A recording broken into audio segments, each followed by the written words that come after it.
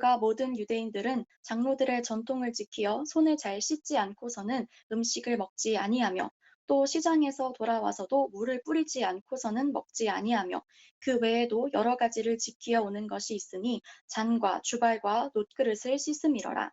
이에 바리새인들과 서기관들이 예수께 묻되 어찌하여 당신의 제자들은 장로들의 전통을 준행하지 아니하고 부정한 손으로 떡을 먹나이까. 이르시되 이사야가 너희 외식하는 자에 대하여 잘 예언하였도다. 기록하였으되 이 백성이 입술로는 나를 공경하되 마음은 내게서 멀도다.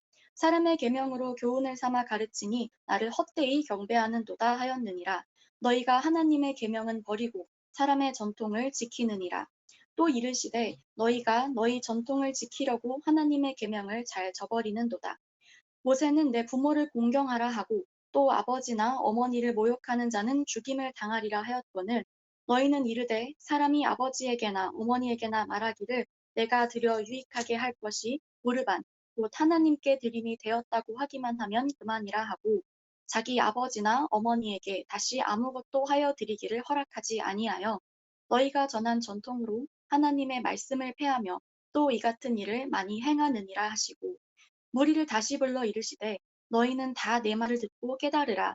무엇이든지 밖에서 사람에게로 들어가는 것은 능히 사람을 더럽게 하지 못하되 사람 안에서 나오는 것이 사람을 더럽게 하는 것임이라 하시고 무리를 떠나 집으로 들어가시니 제자들이 그 비유를 묻자온데 예수께서 이르시되 너희도 이렇게 깨달음이 없느냐 무엇이든지 밖에서 들어가는 것이 능히 사람을 더럽게 하지 못함을 알지 못하느냐 이는 마음으로 들어가지 아니하고 배로 들어가 뒤로 나감이라 이러므로 모든 음식물을 깨끗하다 하시니라 또 이르시되 사람에게서 나오는 그것이 사람을 더럽게 하느니라 속에서 곧 사람의 마음에서 나오는 것은 악한 생각 곧 음란과 도둑질과 살인과 간음과 탐욕과 악독과 속임과 음탕과 질투와 비방과 교만과 우매함이니 이 모든 악한 것이 다 속에서 나와서 사람을 더럽게 하느니라. 아멘. 오늘 마가복음 7장은 바리새인들과 또 서기관 중 몇이라고 하면서 시작하고 있습니다. 이 또라는 단어를 사용한 이유는 이제 마가가 앞으로 7장에서는 그 전에 6장에서 있었던 여러 가지 기적이 일어났던 일과는 현재 일어나고 있는 사건이 시공간적으로 연결되지 않음을 의미합니다. 그래서 마가는 이제 7장에서부터는 새로운 이야기를 시작하려고 하고 있는 거죠. 그 새로운 이야기의 발단은 이렇습니다. 예수님께서 예루살렘에 계실 때에 예수님의 제자 중 몇 명이 손을 씻지 않고 떡을 먹고 있는 것을 바리새인과 서기관들이 발견하게 됩니다. 그리고 그것을 발견한 바리새인과 서기관들이 예수님께 찾아와서 당신의 제자들은 어째서 씻지 않은 손, 곧 부정한 손으로 음식을 먹을 수 있습니까? 라고 따져 묻게 됩니다. 여기서 부정한 손이라는 의미는 단순히 위생적으로 깨끗하지 않음을 의미하는 게 아니라 이제 종교적인 차원에서 굉장히 거룩하지 못하고 또 굉장히 부정하다 라는 의미를 가지고 있습니다. 왜냐하면 당시에는 밥을 먹기 전에 손을 씻는 것이 그리고 외출을 하고 나오면 몸을 닦고 또 여기 본문에 나오는 것처럼 잔과 주발과 녹그릇을 깨끗이 씻는 게 그 당시에는 장로들의 전통이라고 하면서 이제 종교적인 규례로 여겨졌기 때문입니다. 사실 이렇게 밥을 먹기 전에 손을 씻거나 외출하고 나서 몸을 닦는 것이 처음부터 종교적인 규례였던 것은 아닙니다. 사실 처음에는 이게 사회 문화적인 관습에 더 가까웠습니다. 왜냐하면 예루살렘이라는 그 팔레스타인 지방은 먼지도 굉장히 많고 또 바람이 굉장히 많이 부는 지역이었어요. 그러니까 한번 외출을 하고 나오게 되면 이제 온몸이 먼지로 뒤덮이게 되겠죠. 그래서 이 팔레스타인 지역에 사는 사람들은 고대 전부터 이미 밥을 먹기 전에 손을 씻고 외출하고 나서는 몸을 닦는 것이 그들의 관습 중에 하나였습니다.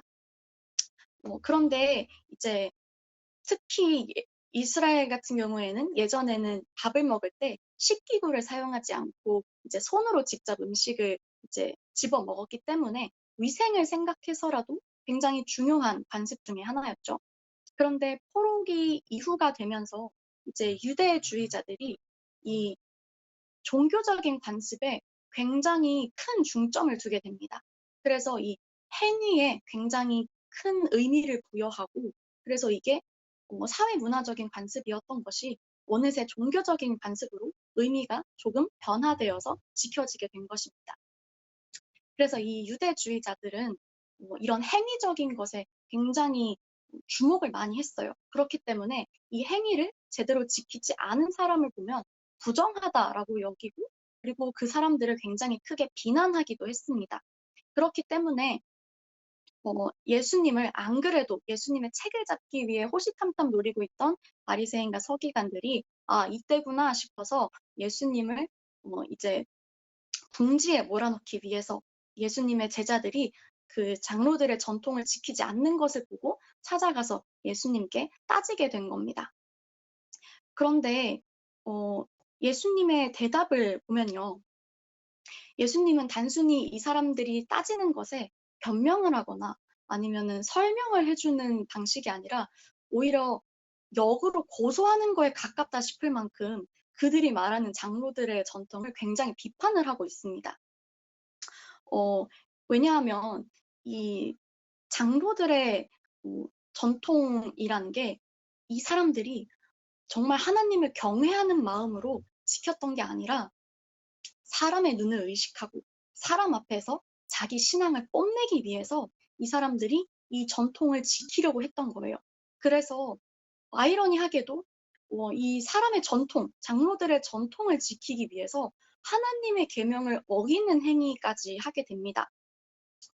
그러니까 예수님이 보시기에는 이 사람들이 굉장히 외식하는 사람들, 그리고 마치 위선적인 사람들이라고까지 예수님이 말씀을 하셨던 거죠.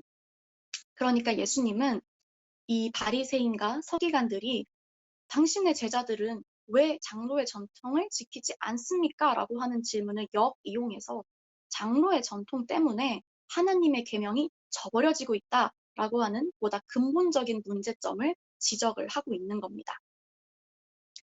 그렇게 장로들에게 전통에 관한 교훈을 주신 다음에 이제 예수님이 그 무리를 또 따로 불러 모으셔서 이번에는 부정한 것이 무엇인가라고 하는 주제로 무리들에게 교훈을 주시게 됩니다.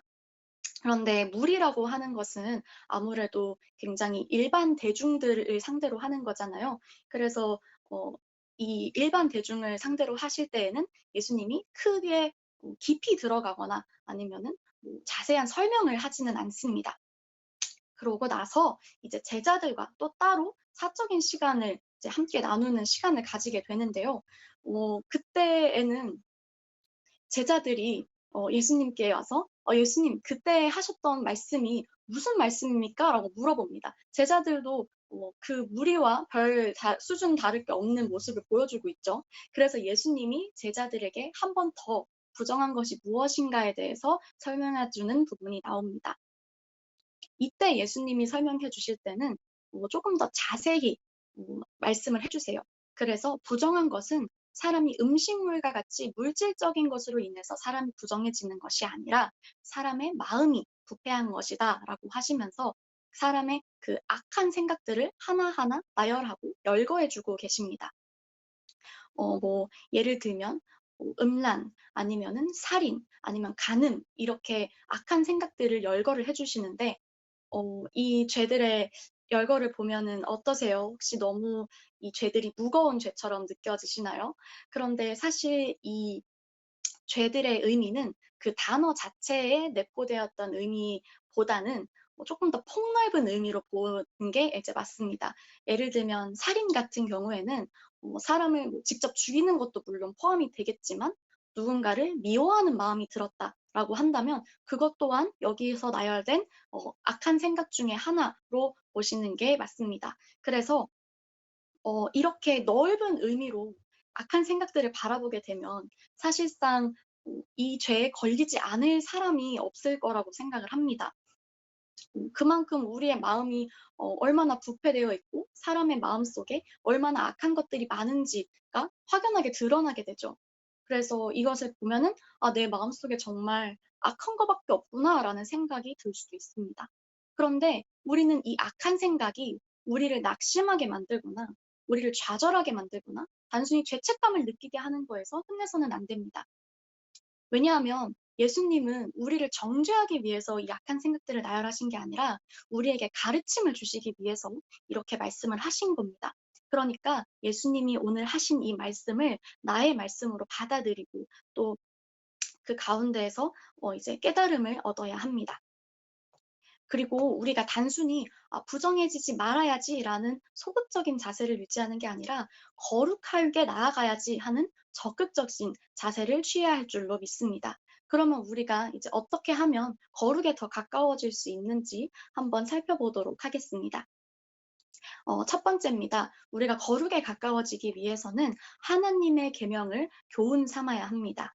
우리 함께 본문 7절에서 9절 한번 다시 읽어보도록 하겠습니다. 사람의 계명으로 교훈을 삼아 가르치니 나를 헛되이 경배하는도다 하였느니라. 너희가 하나님의 계명은 버리고 사람의 전통을 지키느니라. 또 이르시되 너희가 너희 전통을 지키려고 하나님의 계명을 잘 저버리는도다. 예수님이 말씀하신 당시 장로들의 전통의 가장 큰 문제점은 뭐였냐면 사람이 만든 이 율법을 하나님의 율법보다 더 우위에 뒀다는 점입니다. 그러면 왜 이런 현상이 일어나게 되었을까요? 장로들의 전통은 사람의 눈에 보여주기가 너무 쉬웠습니다. 예를 들면 오늘 본문에 나온 오르반 같은 거죠.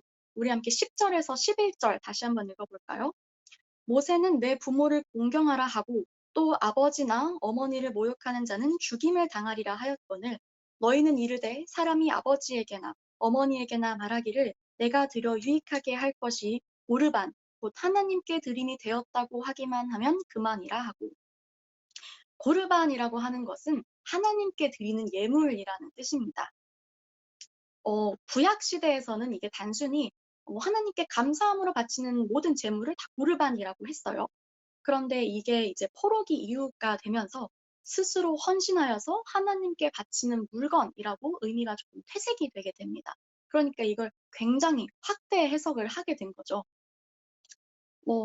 그래서 이 고르반이라고 하는 것은 그저 하나님께 감사한 마음으로 바치는 것이었는데 장로들의 전통은 하나님의 계명에 분명히 내 부모를 공경하라라고 말하고 있음에도 불구하고 부모님께 바치기로 했던 물건을 네가 고르반, 그러니까 이 물건을 네가 하나님께 헌신하겠습니다라고 네가 다짐을 한다면 부모님께 드리지 않아도 괜찮다라고 가르쳤던 거예요.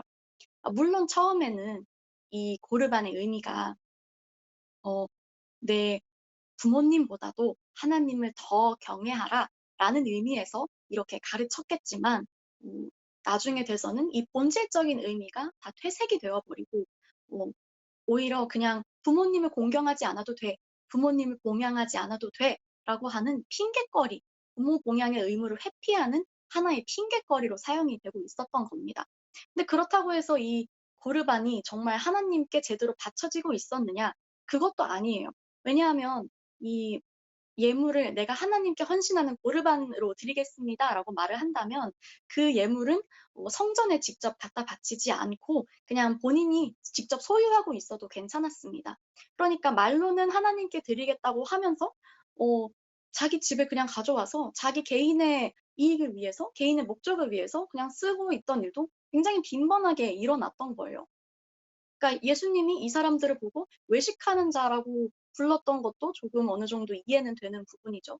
그러니까 이 사람들은 실제로는 그렇게 하나님을 경외하지 않으면서 다른 사람이 보기에는 저 사람은 부모님한테 드리려고 했던 물건까지도 하나님한테 헌신할 수 있구나 싶을 만큼 자기가 신실하다라는 것을 뽐내기 위해서 그러니까 이 사람들의 시선을 의식했기 때문에 이 장로들의 전통을 지켜왔던 겁니다.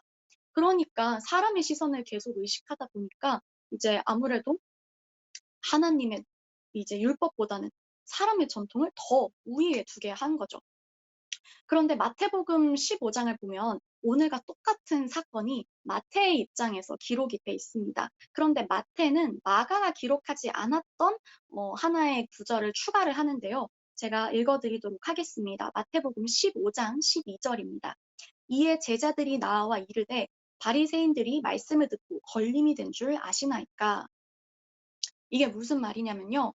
이제 예수님께서 바리새인들에게 전통에 대해서 가르침을 주신 후에 제자들이 예수님한테 나아가서 예수님, 바리새인들한테 그렇게 말씀을 하시면 바리새인들이 자존심이 상하고 기분이 상해서 예수님을 해코지할지도 모르는데 어찌하여서 그런 말씀을 하십니까? 라고 예수님한테 지금 묻고 있는 거예요. 그러니까 제자들은 바리새인의 눈치를 보고 있는 거죠. 근데 예수님이 그걸 모르셨을까요? 당연히 아셨겠죠. 하지만 예수님은 그럼에도 불구하고 음, 그냥 그걸 말씀을 하셨어요. 예수님은 바리새인의 눈치를 보지 않았어요. 왜냐하면 예수님은 하나님의 계명을 교훈 삼았기 때문에 하나님의 말씀보다 우위에 있는 것은 아무것도 없다라고 생각을 하시는 분이었기 때문입니다. 그렇기 때문에 예수님은 바리새인이 오든 누가 오든 어느 누구 앞에서도 눈치를 보지 않고 그냥 당당하게 하나님이 듣기에 흡족하신 말을 하실 수 있는 거였습니다. 여러분, 하나님이 듣기에 흡족한 말을 하면 그 말은 하나님이 책임져 주십니다. 하나님이 그 말을 책임져 주시면 그 말을 내뱉은 사람을 절대 부끄럽게 두지 않으세요.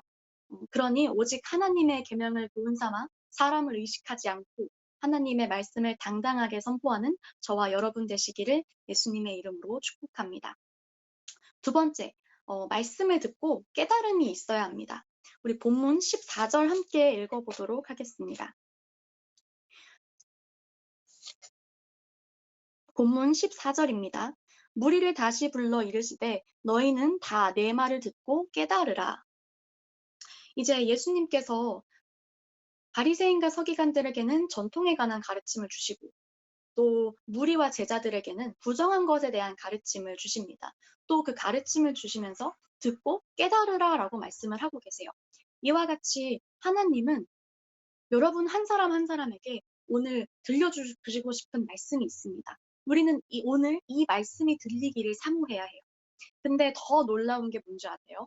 내가 하나님의 말씀을 듣고 싶어 하는 것보다 더 간절하게 하나님은 나에게 말씀해 주시기를 원하십니다. 내가 새벽 예배 꼭 가야지. 새벽 예배, 나 내일은 새벽 예배 진짜 정신 차리고 꼭 가야지 하면서도 다음날 아침 시간이 되면 일어날까 말까? 좀 더 자도 되지 않을까? 얼마나 더 잘 수 있지? 라고 막 고민을 하고 있는 와중에도 하나님은 그 전날 나의 다짐을 들으시고 벌써 예배의 자리에 가셔서 오늘은 이 아이에게 무슨 말을 해주지? 오늘은 어떤 교제를 나누지? 하면서 기대하는 마음으로 저를 기다리고 계시더라고요. 그리고 그렇게 하나님이 준비하신 하나님의 음성은 언제나 우리의 삶을 풍요롭게 하시고 우리에게 기쁨과 소망과 평안을 주는 말씀입니다. 그러니까 우리가 더욱더 이 음성을 붙잡고 또 더 나아가서 깨달음을 받아야겠죠. 근데 이 깨달음이라는 게 성경적인 지식이 늘어가는 것을 뜻하는 것은 아닙니다. 제자들만 봐도 이제 제자들이 예수님 바로 곁에서 정말 많은 가르침을 받고 그리고 수많은 기적들이 일어나는 것을 옆에서 직접 지켜보지 않았습니까? 그런데 제자들은 굉장히 오랜 시간 동안 그냥 일반 무리들과 별다를 것 없는 수준을 보여주고 있습니다. 우리 본문 17에서 18절 다시 한번 읽어볼게요. 무리를 떠나 집으로 들어가시니 제자들이 그 비유를 묻자온대 예수께서 이르시되 너희도 이렇게 깨달음이 없느냐 무엇이든지 밖에서 들어가는 것이 능히 사람을 더럽게 하지 못함을 알지 못하느냐. 그러니까 제자들도 예수님이 하신 말씀을 깨닫지 못하고 예수님한테 예수님 아까 하신 말씀이 무슨 의미예요? 라고 물어보고 있는 거예요.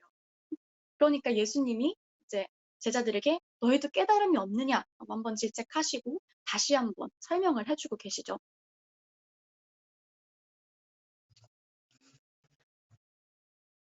그러니까 이와 같이 하나님의 말씀을 깨닫는 것에서는 사람의 지식과 또 사람의 경험을 뛰어넘는 성령님의 조명하심이 필요합니다. 고린도전서 3장 13절입니다. 제가 읽어드리겠습니다. 우리가 이것을 말하거니와 사람의 지혜가 가르친 말로 아니하고 오직 성령께서 가르치신 것으로 하니 영적인 일은 영적인 것으로 분별하느니라. 성령님은 성령님이 항상 옆에 계심을 인지하고 또 성령님의 음성을 듣기를 소망하는 자에게 언제나 아낌없이 지혜를 부어주십니다. 제가 성령님의 조명하심을 몰랐을 때는요, 이 이야기가 애초에 그냥 이해가 되지 않아요. 무슨 말인지 모릅니다. 근데 성령님의 조명하심을 이제 한 번, 두 번 경험을 몇 번 하고 나니까 이제 알겠어요. 성령님이 나한테 말씀해 주시고 성령님 따라가는 것도 알겠어요. 근데 어쩔 때는 성령님의 말씀을 구하면서 또 어쩔 때는 순간순간적으로 저의 고집들이 이제 튀어나오게 됩니다. 그러니까 성령님의 말씀을 듣더라도 성령님의 음성을 들어도 어, 내 머리로는 이해가 되지 않고 내가 생각했을 때 더 좋은 방법이 있는 것 같으면 그러면은 또 쉽게 순종이 되지 않아요.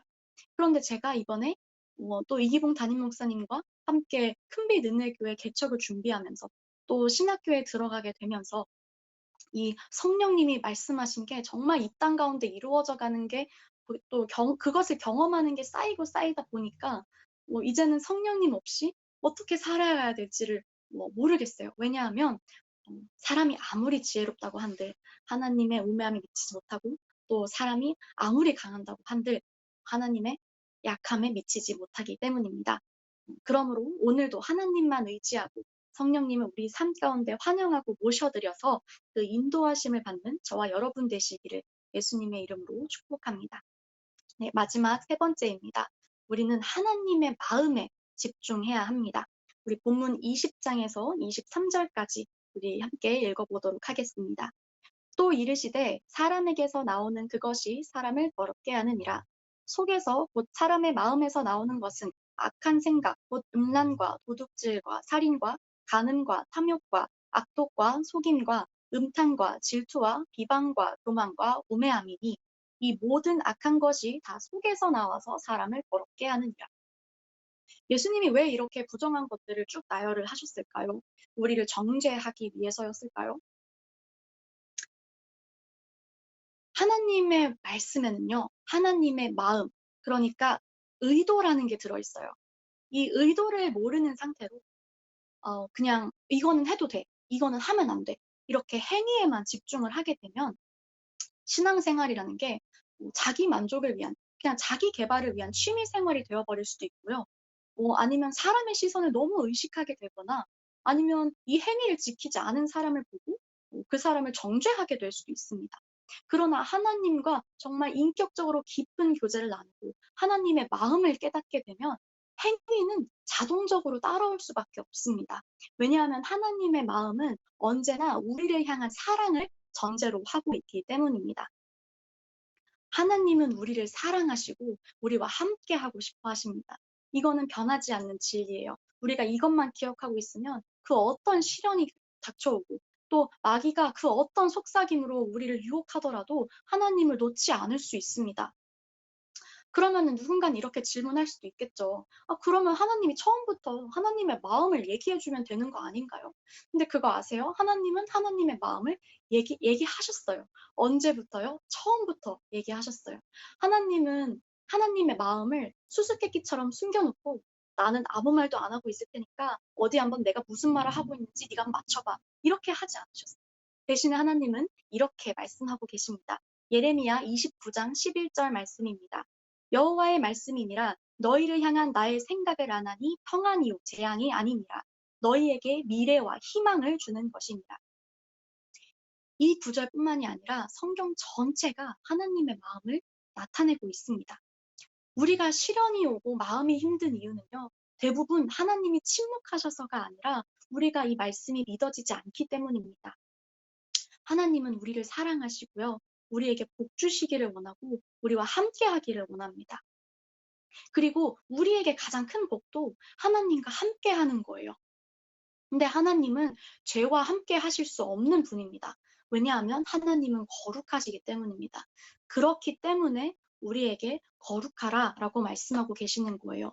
우리의 이 부패된 마음이 있지만 이 안에 죄가 가득한 우리의 마음이 있지만 하나님이 우리와 너무너무 함께하고 싶으셔서 이 부정한 것들이 무엇인지 차근차근 알려주시고 또 거룩하여져라. 그러니까 나와 함께하자라고 말씀하고 계신 겁니다. 그러니까 우리를 정죄하기 위함이 아니라 우리에게 복 주시고 우리와 함께하기 위한 것입니다. 그러므로 오늘도 부정한 것으로부터 싸워 승리하고 하나님과 기쁘고 복된 교제를 누리는 또 저와 큰빛 은혜교회 성도분들 되시기를 예수님의 이름으로 축복합니다.